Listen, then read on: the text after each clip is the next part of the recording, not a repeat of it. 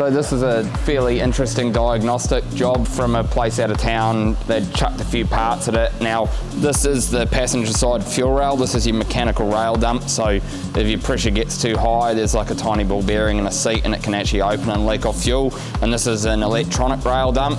They are quite common to fail. You can actually just do a return flow test when you, say if you're getting a startability malfunction code or something, you can crank it over and see if there's fuel coming out. It had been to the dealer and they'd had a left-hand fuel rail fitted because it was getting codes related to this electronic rail dump. Now, this electric rail dump's driven by one of the Injector drivers. The company that was diagnosing it had messaged me because they had done that and they were like, hey, we can't do what the Toyota procedure is. I think it tells you to do a first force burn because the car has no DPF and whatnot. So anyway, they'd tried heaps of different things, replaced 3 injectors and bits and pieces like that and just had no luck. Now, what it ended up being is they'd used the scope obviously on the injectors and unpicked the wiring, and they'd actually plugged the plugs on the drivers into the wrong banks. Now, when the harness is taped up factory, they kind of are like in a certain position, but you can actually plug them. They have the same plugs on each driver. So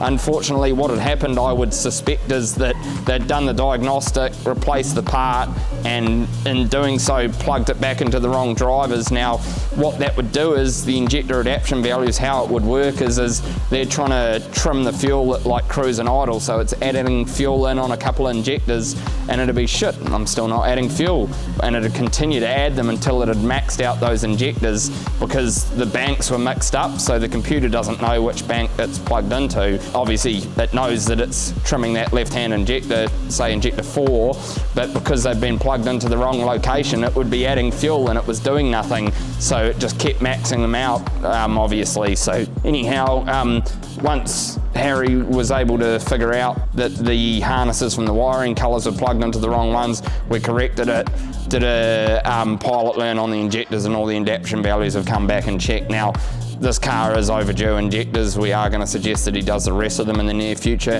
However, that's what the problem was. Obviously, we've seen a few cases like this. There's a lot of plugs that can be plugged into the wrong place. I had a customer do a decarb on his own vehicle and ring me up and had this whole heap of codes, and the car would run and it was rattling its head off, and he'd actually plugged the right-hand throttle body into the rail pressure sensor and vice versa. So you can do that. They are the same plugs on the pre-DPF ones. So just be cautious, especially if you're unpicking wiring harnesses and if you're pissing around with the injector drivers. I mean, we have seen injector drivers fail, and there was another spanner in the works. This car was built a long time ago and it did have a piggyback computer. So whenever we start diagnostics, we'd always remove that, and I flash a stock file in and just make sure that there's no codes deleted. So even if it's an emission delete file, we'd put it in without the emission DTCs just in case you're trying to track an issue. So if you are doing diagnostics on modified cars, that is the best approach, is to return it to stock.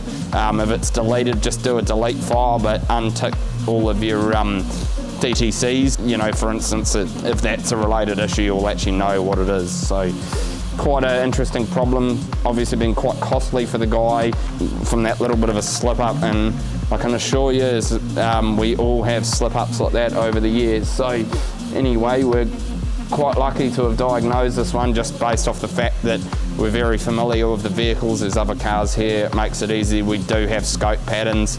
I mean, hell, we've even had rail pressure sensors going out of scale on Denso ECUs, like on the actual rail pressure sensor, and you do the live data and everything's fine on the computer, but if you get the oscilloscope pattern and overlay it, it's only something you can see under there. And we've had them key on engine off on N80 Hiluxes and the rail dump's clicking its head off, and it's literally gone out of scale. However, when you look at the live data, everything's meeting target. So we've had some really, really strange issues like that in the past.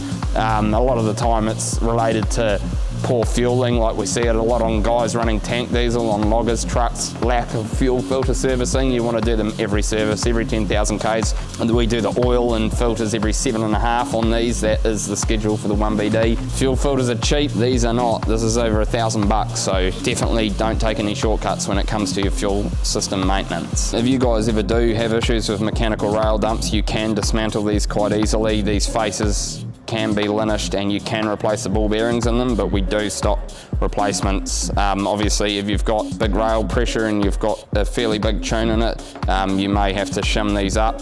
If you've got the older model vehicles, the newer ones are a far better design. They've got like a pushrod style system in them, so they can be a lot more reliable, and these were a real problem on like YD25s and a host of other vehicles, even in stock format. Maybe you've got a higher cloud rating diesel from the winter or something like that, or especially in a modified when you're leaning on the rail pressure and that. You know, this one here is only 6 years old, and you see it's got quite a bit of surface rust on it, and we saw that a lot on the Isuzus where they're mounted low on the block. So generally quite easy to dismantle, clean and shim everything up, replace the ball bearing if it's got any pitting on them, or not very expensive to replace them either.